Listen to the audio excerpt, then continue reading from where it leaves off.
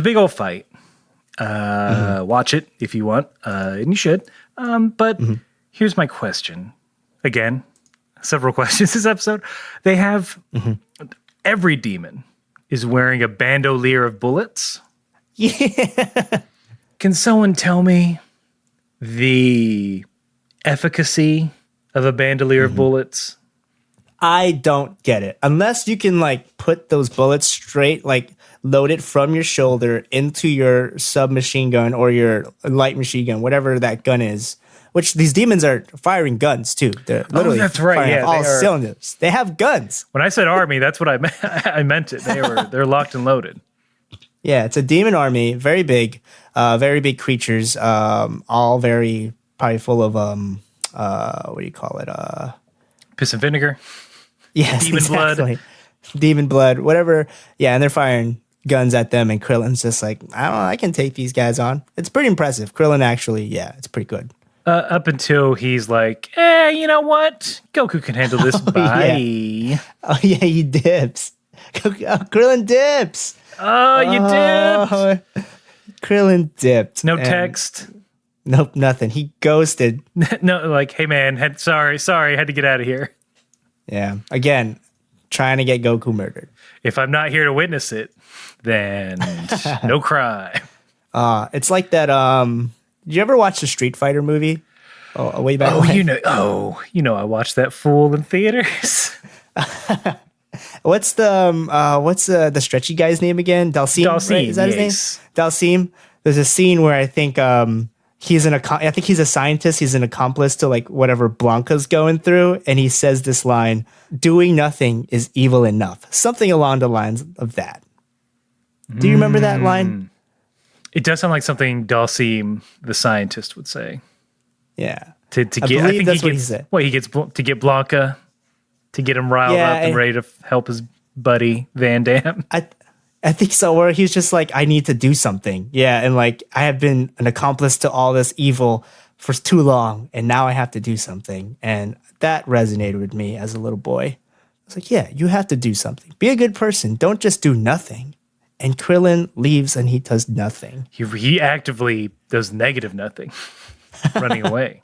While that's fighting and running away is going on, Bulma is being escorted to the dinner party. Quotations. Satan, I guess. Lucifer. Sorry. Lucifer. Get his name Lucifer. Right, please. I'm not that close to him. I can't call him Satan yet. Lucifer asks how old Bulma is, and then she says she is 16. Oh. And then Igor, who just, Igor knows what he's doing. He says, it's been a while since we've had a 16-year-old vintage. I don't think he says, okay, I don't think that happens at all. I don't recall that in the English version, English dub. Isn't that creepy? No, there's a moment where Bulma blushes, and she's just, I think Lucifer calls her pretty, and then Igor just goes, that's just the blood rushing to your head. And then I don't know if that's, and then Lucifer's like, oh yeah, he's an expert on blood. And they're just winking furiously at each other. Yeah, because, yeah, that's the whole, it was all, I don't think there wasn't any of that, 16-year-old stuff. Definitely not in the English version. Oof. Well, monsters can't help but be like real coy and do all this wordplay right before they kill you to see how much they can get away with. You know, that's the mark of a great villain, though. You gotta have fun. You know, if you're a villain, you gotta hint at it, but you can't. You gotta be coy. Playing a coy villain is very fun. I mean, but again, all that's out the window when we go in. Yes. Oh my. Okay. Here's how to describe the theater they go into. It's the Galactic Senate. Yeah. From episode 1, that's 2, exactly it. Mm-hmm. Jar Jar's up there somewhere. Yeah. The ETs, that Easter egg. Yes. And then Brahms' Requiem just starts blasting. Yeah, or like a knockoff version of it, right? I don't see why it'd have to be knockoff. That can't. Yeah, that can't. That's got to be public domain by this point. It's been hundreds of years. Yeah, you're right. It just sounds like an awful recording of a requiem. It is bad. It's just like, yeah, it's like slightly out of tune. It's like Mozart, right? It's Mozart, right? Is that what they're playing? It's been a while since I've been in any sort of band. I remember singing requiem in choir. Oh, really? Oh my God, yeah. That's badass. It was so hard. It was I was a freshman in high school, and then my choir teacher was just like, "We're doing it." All right, you little shits. We're gonna rock their fucking asses off. We're gonna blow all your parents' minds. We're gonna sing 8 movements of Mozart's Requiem. Oh my God, dude! And a little freshman me was actually pretty excited when I was just like, "What?" I came from singing down by the river to some Mozart's Requiem. It's crazy. I mean, but anyways, it's the most metal classical music. It really is. And really, the only reason I know the name of it is because we did in sophomore year of concert band. We did it for competition. Oh, wow. Ooh, nice. That's ambitious. Oh, that end part on a trombone. Nope, never got it right, so I faked it. Yeah, that's all you classical music listeners out there. You know Requiem. It has a lot of those. I can imagine just trying to play that on a freaking horn instrument. That's wild, dude. Woo. That's why I never did. Which was, I believe, that was our conductor's advice. Like, look, if you don't have this part, just don't fucking play. Just don't fucking. Someone will. Someone in your section's got it. Don't worry. Yeah, just fake it. Yeah, that's good advice. Honestly, like if you're for a competition in a high school, like, oh man, don't just. What weird advice for a teacher to give. Oh man. Look, it's not just the creepy music. There is a bed on top of the stairs, the supposed location of the sleeping princess. Bulma remarks, "Wow, this is a amazing costume party." Yeah, same thing, the English version. She's still oblivious, because of course. But above the bed, there's the little like a little skylight kind of thing on top to let the sun in, as a beam of light has to hit this bed, foreshadowing. Just so our listeners know where the bed lies in the middle of the Galactic Senate on the floor. Yeah, well, hundreds of Jar Jars are around. They're just hooping and hollering. Misa's ready for party. Annie, we gotta. It's the Sleeping Princess, Annie. That's your Jar Jar. Isn't that Jar Jar? Yeah, it's not that high. It's not that squeaky. I'm sorry. The Annie part was funny. I think I'm doing Jar Jar from Robot Chicken. Because they I'm adding several layers of more annoyance. Okay, gotcha. No, it's very funny. Annie! Just, oof. God, Jar Jar, shut up. Oh my God, we were trying to eat this girl. Whoops, shit. Shit. Well, yeah, Bulma does finally fucking get it. And I have to ask if Lucifer says this in response with a big old dumb smile on his face. He goes, bingo, bingo, bingo. Nope. Don't remember that at all. I would have. What?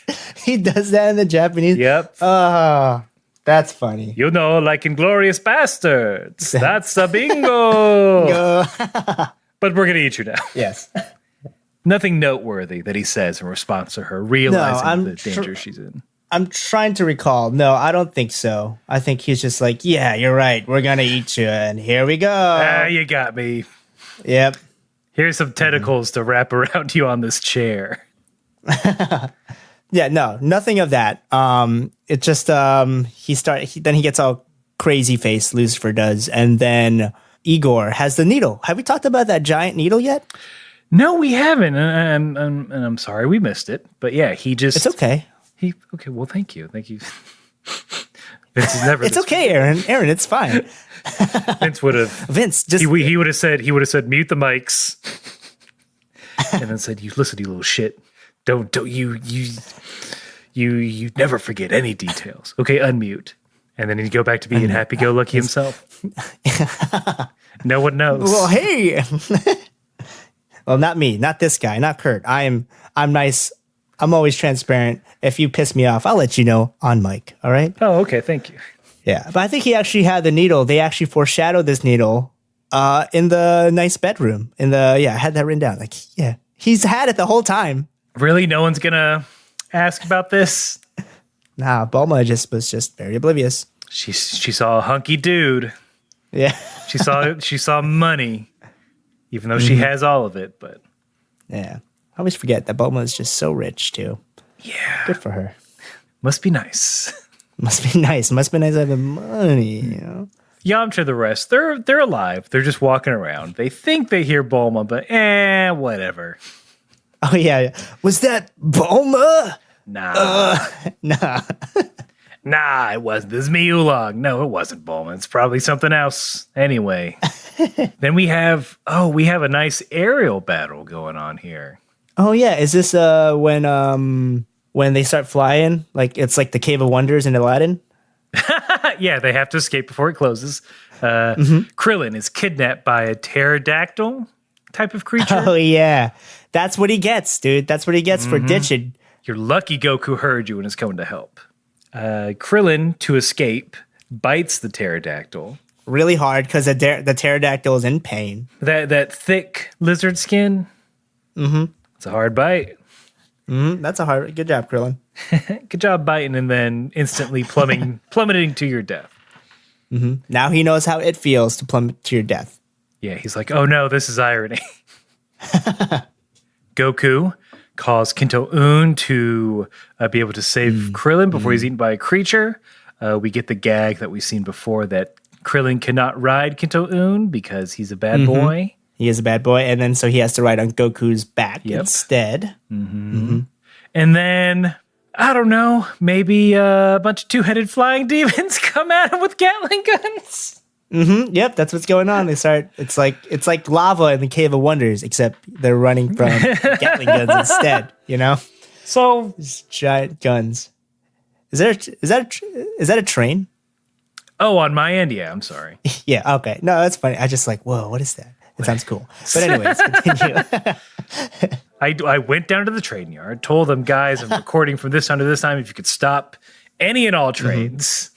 Yeah, I told LaGuardia Airport to just cut the flights until I'm done. So there's no flights going inward and outward of just LaGuardia. Ground everyone, please. And then if you get everyone to talk like this. All you got to do is ask. You never know. You never know how much they'll laugh in your face. So yeah, this Gatling gun, guys. It's just a lot of strong, big choices on why two heads? Pilot, navigator? Oh, answer my question. Yeah, Sorry. I would say. I think that's smart. You know, and they have wings too, right? This two-headed Gatling gun creatures. Well, I guess one's a gunner, one's the pilot. Yeah. That's. Oh yeah, it's like those old-time wars. That's how I imagined World War II, World War I. Just one gunner, one pilot, right? No, that's not how it was. I don't know. I don't know what I'm talking about, Aaron. No, you're right. They had two people in it. Usually, sometimes. To take the Red Baron or Snoopy. Snoopy, as he was called. Yeah.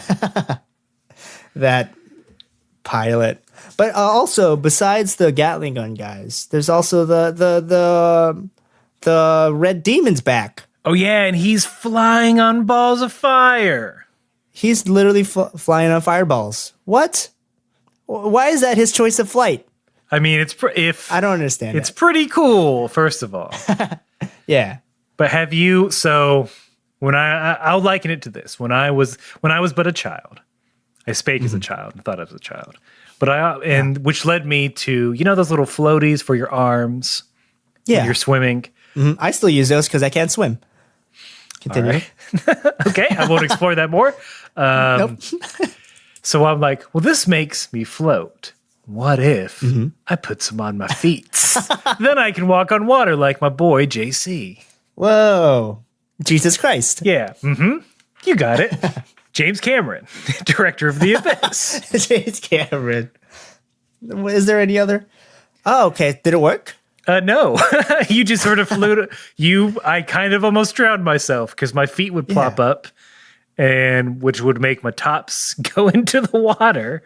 See, that's how I imagine this fireball flight happening right now. Like, there's no way he can be balanced on that. It's got to feel very. You can't you don't even have your hands like it's like to me it's like jet propulsion, and then with Tony Stark he has his hands and he can kind of figure out he can angle himself with his feet, but when it's just at your feet there's no way you have that control. I mean, this has got to be years. I mean, he's had time if we're going by demon time, apparently thousands of years.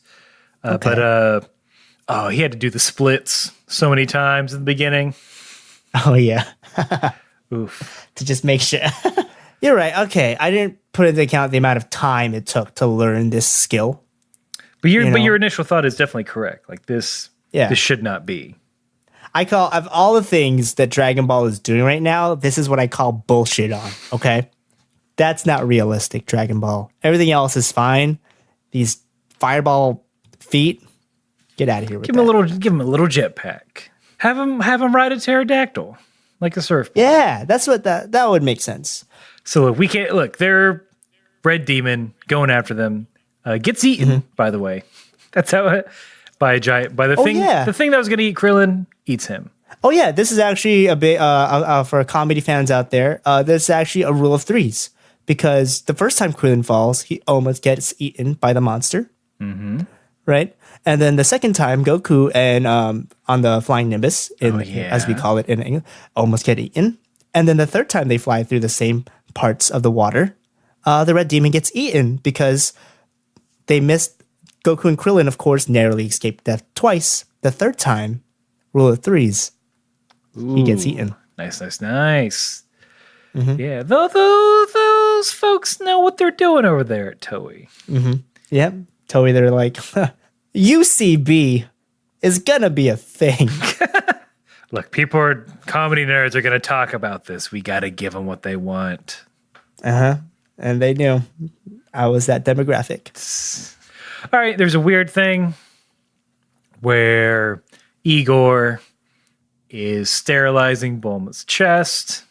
And what the fuck? And he says the reason there's a few things to unpack. He says the reason that he's sterilizing the chest is, you sterilize the spot before you put a needle in. But that's because that's where your heart is. And then Bulma's like, can we stop with these bad jokes? Being, she a little meta, a little haha, we get it. Two things. One, would they care about sterilization? No. At this point. So Igor just a fucking creep. Yeah. He's just...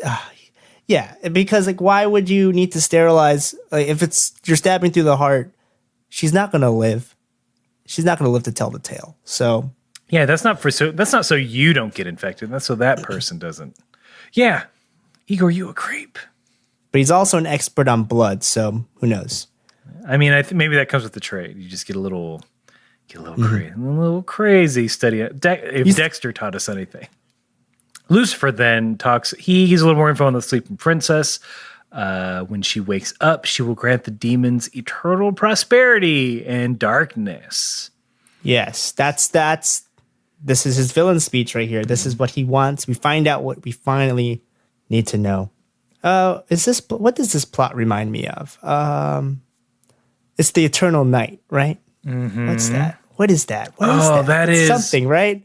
No, you're absolutely right. What movie is that from? Where that was the villain's plot? I want an eternal night. Well, it'll come to us.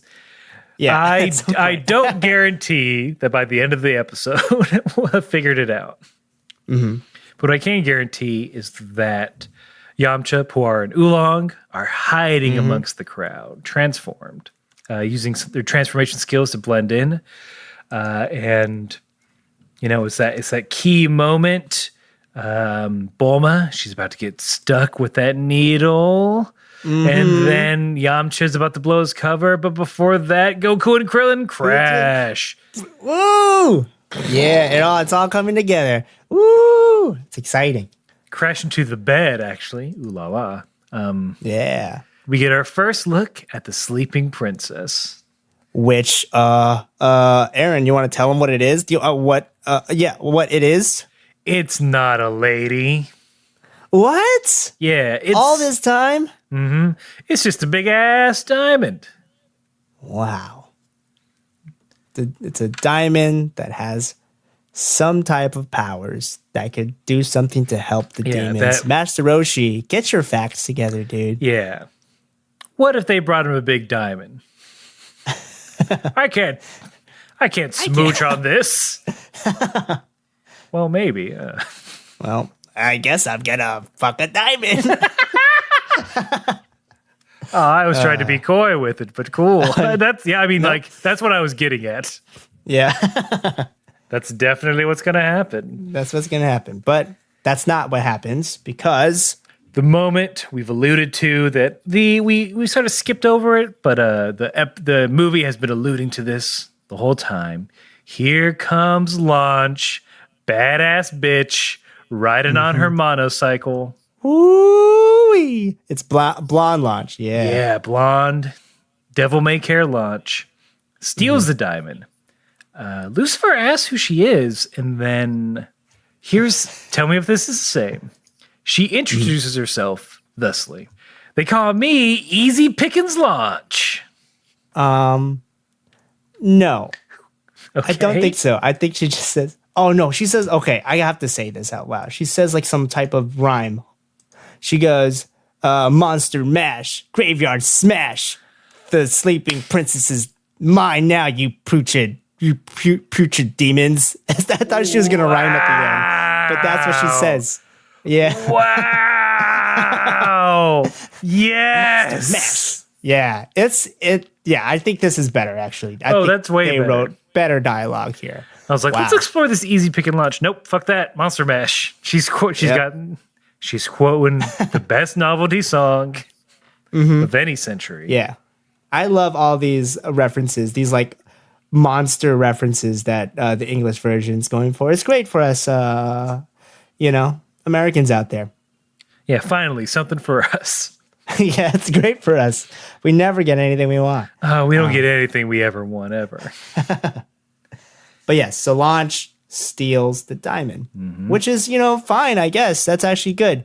And when you said we've been alluding to this the entire time. If there was one shot of Launch, wasn't there just that one scene that like Launch is in this movie? Was there? Or you see little body, like you see quick body parts. Look, maybe I was looking at. Maybe I was looking a little more intently than others. Okay. We won't explore that. We don't have to. Nope. So, Launch runs off with the jewel, rides off. Goku, Krillin, they go after that jewel because that's what they need for training. Even after his friends yell out, Goku, save me! It's me, Bulma, your friend. I took you out of the woods and into your life of adventure. I'm the oldest friend you have. Please come help me. Oh no, you're running away. Yeah. No, yeah. He's like, what? I gotta get the diamond. Goku. Yeah, it was not his best moment. Definitely not. But no, he's like, I love fighting way more than anything. Goodbye. Yep. He's got to get his training on, I gotta get swole. It's also at this point that Yamcha, Oolong and Puar kind of blow their cover. They undo their transformations. It's like, hey, y'all aren't demons. And they get held up at gunpoint. They're just all the demons around them have bazookas and guns. It's how are they gonna get out of this one? I don't know. Let's not worry about that because we got to worry about Launch, who's just. But it's Launch. It's a great escape as she's mowing down bad guys. But a little bit of her hair gets her in her nose, and then a little and then achoo. Achoo. Thank you for playing that sound drop. And then she's back to blue-haired Launch, as plucky listeners will know, is where she turns into a nice Launch, a non-thieving Launch, who apparently can't drive a motorcycle. Yeah, I guess not. This is another horror trope. It's very Jekyll and Hyde-esque, this launch character. Yeah, she should. Yeah, she fits in here. Yeah, so that's why she's in the movie. Yep, that is why. That's my justification for it. But yeah, she doesn't quite know what she's doing here. And this is just, we're at the lowest of the low here. Everyone gets caught. Goku has to give up the diamond in order to save Krillin. Lucifer has Krillin at a chokehold. And Krillin, he wants to live, so.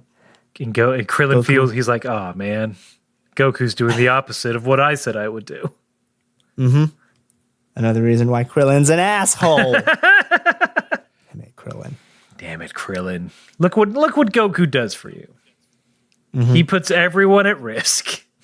And you just met. He's not even your best friend yet, But he will let you die in the future. I'll tell you that. Oh, don't worry. Don't worry, bud. You have plenty of opportunities to die. So everyone's captured. In like a block of ice kind of thing, right? Yeah. Yeah, they're like, yeah. Oh yeah, I forgot about that. They're all like in a freaking, I don't know how they don't explain it. But yeah, they're just trapped in like stone. I think it's like hard type of stone actually. Whatever it is. We see the moon, as Kurt said before. The moon comes into view over the skylight. Yep, that's the name of it. Thank you, Chris. Skylight. Yeah, that's what I'm calling. Chip and Joanna Gaines installed a skylight just right above the bed to give you that nice, wonderful moonlight. You want to see look. We appreciate a good moonlight while we're making more kids. So we know you will too. So yeah, the moon hits the jewel like a big pizza pie, which, as we all know, is amore. And I actually damn it because amore. You're tired. Yeah. Well, if I were Vince, I would have muted the mics immediately and been like, what the fuck was that, dude? What the fuck was that? I'm just saying it's a popular song. Everyone gets it. It's fun to reference songs, Don't. If you ever pull shit like that again, I swear to God. All right, mic's back on. Yeah, I'm glad that doesn't happen this episode. And I actually forgot about this. I forgot about. Oh yeah, Goku can do this. The moon also hits Goku's tail, I guess, this time because he turns into the giant ape again. Yeah, we got giant ape Goku because it's a movie and you gotta have the transformation somehow. You gotta give him all the hits. Even if the only reason why he's turning into a giant ape, I guess no, it's not the only reason. The moon is it's a big plot point at this point, right? Correct. Yeah. He gets into a giant ape. He frees everyone. Yeah. Right before he's about to eat lunch, they again, just the same play from previous episodes. Cut off his tail. Yep. If it ain't broke, don't fix it. Unless you're a giant ape, then you gotta fix it. You gotta. Tail. Well, scissors. Puar turns into a giant pair of scissors and cuts his tail, which is a pretty easy fix. You know what I mean? Once they figured it out in the earlier episodes, it's like, all right, we just keep cutting his tail. Yeah. That won't affect his balance in any way. Nope. Wait, it was cut. Was it cut in the later shots afterwards? I'm trying to remember. I don't remember, actually. We watched the movie, folks. All right, don't we worry. Remember. Yeah, look. All I'm going to say is you get a little naked Goku. Again, because you got to play all the hits on a movie. Yeah. It's what the people want. Not like a little naked Goku. The iconic, like, his little pee-pee right there. A shot of a little pee-pee. And then, there you go. And then, finally. I know we keep saying finally, but there's a lot of finallys. And finally. The finalist of finalists. Yeah, go ahead. The Rock has come back. Well, actually, fun fact, The Rock did come back last night. Wait, what? Yeah, The Rock came back. I forgot what Uh, We're talking about Dwayne The Rock Johnson, correct? Dwayne The Rock Johnson, yeah. He came back. So, fun fact for everyone. It was very nice. He looked buff as hell. Looked like he was in good shape. I think it was for a Raw or some pay-per-view. It was Sunday night, so... Wait, today is Tuesday. What? Monday. No, it was Monday. It was Monday Night Raw, definitely. And he came back. Finally. Yeah. So this Rock... Yeah, sorry. We misspoke. This Jewel has been The Rock the entire time. Yeah, exactly. I'm not talking about Dwayne The Rock Johnson. I'm talking about The Rock, the sleeping princess. Mm-hmm. Aaron, come on. We sort of find out the ultimate goal of Lucifer is that I guess the Jewel, now powered by the moon, has enough energy to blow up the sun. The sun, yeah. And there's all these diagrams. There's all these diagrams of his plans that he has in the castle that we haven't seen before. So it's just like, oh, the moon's moving here, and now it's in perfect position to laser the sun. And he's got a giant... it reminds me of the space jockey from the first Alien movie. Is sort of how it's real gross looking for a laser. Oh yeah, you're right. It's like I haven't seen Alien since I was a wee little boy, but I do remember that. Yeah, he's got the gross tech ready to go. Bulma, when she finds out about this plan, and tell me if this line's different. If you blow up the sun, we won't be able to go swimming at the beach. She just says we need the sun for us to survive, which is very smart. But that's crazy. We need the sun for us to survive. There's Lucifer. We get it. You can only come out at night, but there are other problems. Yeah, we gotta live. The planet needs the sun. It's literally the source of all life. I don't know about demons, but I'm sure you guys are living things as well. So I'm gonna say is gravity. Starring Sandra Bullock. Yeah. You won't be able to watch that anymore. Because there'll be no such thing. Yeah. No light. You can't see it. Yeah. Yep. Exactly. But no, the planet's going to get knocked out of orbit, fool. The plan makes no sense, is what we're trying to say. Yeah. But Lucifer, freaking idiot. That's all demons. What are you going to tell this guy that his dream, that his 1,000-year dream that's about to happen was dumb, and none of the other demons had the guts to tell him earlier? Yeah, what are you gonna tell? He was too good looking. Of course, he's gonna get what he wants. Oh yeah, they roll over. They let him cut in line at Demon Starbucks. They give him all the perks at Demon Home Depot. Yeah, he failed his demon driver's exam, but they let him pass. That's privilege, baby. Yeah, Dracula privilege. Lucifer, devil privilege. Meanwhile, Igor still has his needle. I don't know why he still has a needle. He still hasn't stuck her with it. He's just holding it the entire time. I think that's his... it's his crutch. It's his binky. Yeah. Yeah. I see. And they have sunglasses now. Yeah, well, I mean, their future's so bright. Ooh, nice. Thank you for not yelling at me. that was fun. No, I like that one. That one's fun. So I'll allow it. Vince, on the other hand, wherever you are right now, I won't tell Vince if you're listening. I miss Vince, but anyways, basically we have a bit of a scrap as the boys, the kids, are trying to stop the giant lizard from blowing up the sun. Goku finally finishes it with a Kamehameha. Yeah, what? What do you mean? What? That's where. Did he know the Kamehameha yet? I thought Master Roshi had to teach it to him. Oh, he had to learn it on his own. I want to say in one of the we're in like single digits episodes back then. He saw Master Roshi use it.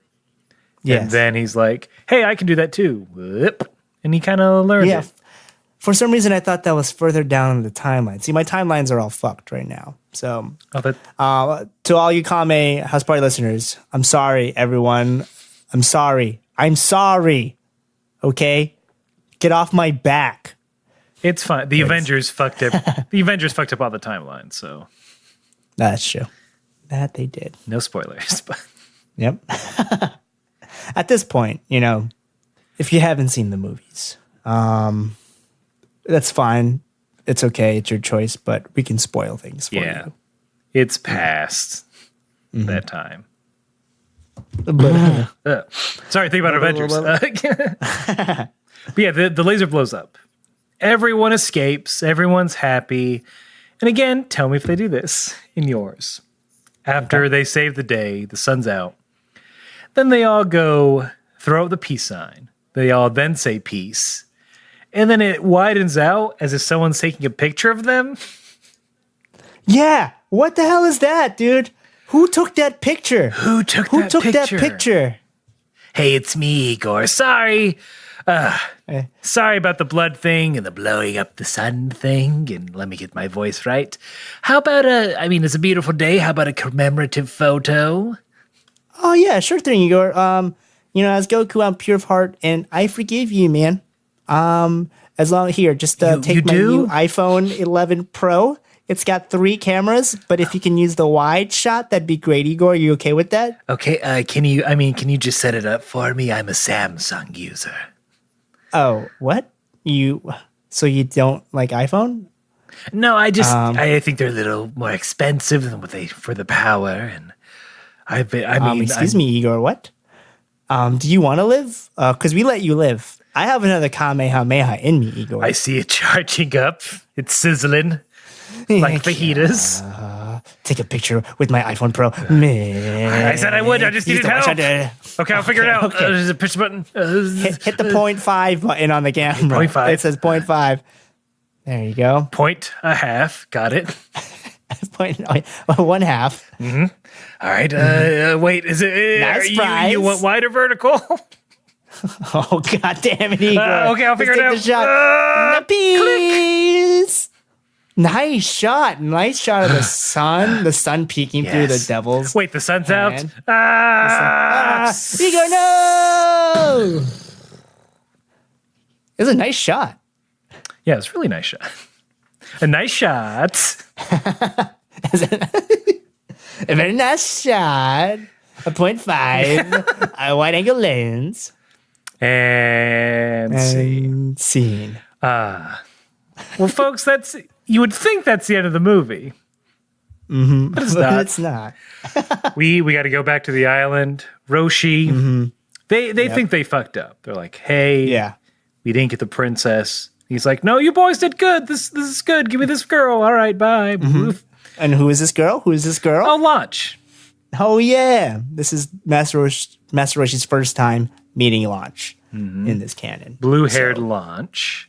But then, I don't know what they did in that back room because she immediately sneezes. I think he was throwing some pepper on her or something for some weird reason. Here here's a tour of the house. Welcome. Welcome to my house. You live here now. No, don't think about it too hard. Let's see. What should I show you? What do girls like? Oh yes, here's my spice rack. My open air spice rack. Wow. Get a good whiff of that pepper. That's freshly ground, which you'll be doing from now on. What? Choo! Hey, fuck you, Roshi. Whoa, you're pop. You literally shot me in the head, which they show in this movie. They show bullet holes going through my brain. Three bullet holes. What the fuck? This is where you had fireballs that people were riding.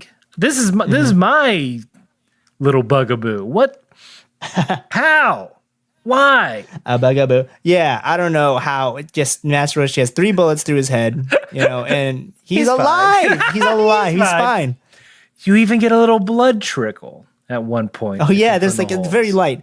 Yeah, it's very light. You have to squint to see it. Actually, right? I feel. Hey, joke's on you. My brains. I don't think with my brain. I think with something else. Yeah, he thinks with his reptile brain in his tail, like a dinosaur. He's got 2 of them. Exactly. There it is. Yeah. There it is. And there's the movie. Yeah, that's it. Yay. Dude, we got through it. Wow. Wow. So what we don't normally do review. We don't do ratings on the on this show. We just kind of go through it. Yeah. But I think it's something that's non-canon. It's not necessarily something that you need to watch.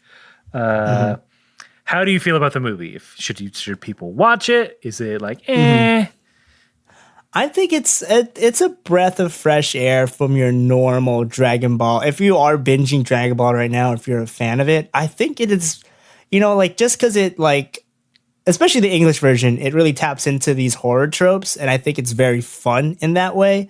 And it being Halloween, it might be like an anime movie that you want a lighter, like horror themed kind of movie. So in October, I would give it out of 5, probably a 3.5 stars, I would say. But if there were any other season, it'd probably be like a 3, a 2.5, a little lower, like one rating down. All right. Very, very kind. I do think there's enough new stuff here, new interesting things. It does. Yeah. It takes a minute for it to get going, for sure. But it is only like 45 minutes, 50 minutes. It's not even an hour. Hey, that's the other thing. It's not committal. It's like just a very easy, fun to watch. Like just like these characters and you know what they're getting in. It's just like it feels like a filler episode, Yeah, but a fun one, but a really fun one. Yeah, why not? If you got less than an hour to kill, why not? What do you give it? Yeah, I would say I give it out of 5. Okay, if we're doing X game style. Not X Play, sorry. Pardon. Yeah, X Play. I give it Adam Sessler. I'm Morgan Webb. And X Play gives this and Kame House Party gives this movie a 3 out of 5. Yeah, pretty enough good things. But there's plenty of like kind of bore. And again, that comes from a place of I've seen this before, and not just before, like fairly recently. Well, fun fact, Funimation, the overall rating for this movie. Okay. 3 out of 5. Hey, they listen to us. Looking at it. Yeah. Kurt, thank you, sir. Thank you so much for coming in. Thank you. Filling in those big, big shoes. Yeah. A movie shoes, a longer episode. We gave you double duty. Yeah. Oofa doof. Is there anything that the people should know about? Any upcoming shows? Any projects you want them to check out? The floor is yours. I don't have much as far as shows go. I have a running monthly show with my indie improv team, Guest Book, and you can catch me improvising with my all Asian improv team. It's very fun. We're called Shoes Off. We have random dates throughout the city. So if you're in the city, yeah, we're called Shoes Off. We love that name. We just didn't think there were a lot of like Asian, like all Asian improvised teams. So I just want to give a shout out to all my fellow Asian comedians out there, especially with the hiring of Bowen Yang on SNL. I think we're doing well for ourselves, or doing better representation wise, and just a shout out to all you guys out there. But that's it. Yeah. As a mixed person, I do appreciate. That's awesome. I'm like, yes, fuck yes, do it. Yeah. Do it. Well, what is your mix, may I ask? Thai. My mom's from Thailand. Thai. Oh, I love that. I did not know that. What? Yeah. I thought we talked. I thought we had talked about this. Yeah. I don't think we've ever talked. I don't know ever encounters. I mean, like a personable, like in conversation, just like being like, "Hey, this is like what I'm about." I don't think we've ever like in a non-professional sense. You know what I mean? Not that that's a bad thing, But no, we're pretty on the business of joking around whenever we speak. Exactly. But one day, if you're ever in New York, I'd be happy with Vince. Have a beer with you. Soon, hopefully. Mm-hmm. That's not like foreshadowing anything. That's just like that's my personal wish. Yes, and mine as well.